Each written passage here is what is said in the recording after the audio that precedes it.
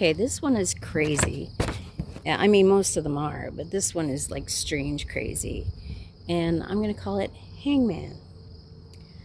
So, my son, the ex, and I had just finished watching a movie, so I went upstairs to my space, which looked out over the front yard and road to a field across the street, which used to have a school, but the only thing there was a Tim Hortons.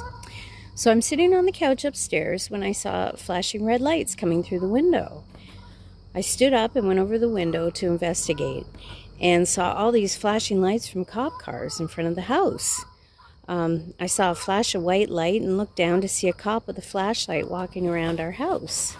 So I went downstairs and told the ex, and then he and I headed out to find out what the hell is going on here. It was like we entered a CSI crime scene. There was a fire truck, an ambulance, about 3 cop cars with another one just pulling up, and all these cops walking around the house with flashlights. So we went up to one to talk to him to see what the hell was going on.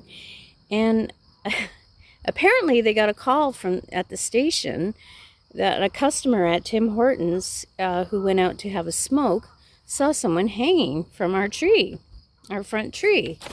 And we're both like, what? And he said, yeah, they saw a man hanging from our tree, and he was wearing a lumberjack jacket. So we stood there in stunned silence for a minute, and then I started to giggle and then laughed out loud. And the cop and the ex both looked at me like I was nuts. But our house had a big window in the front, and the TV was on the opposite wall as the couch was under the window.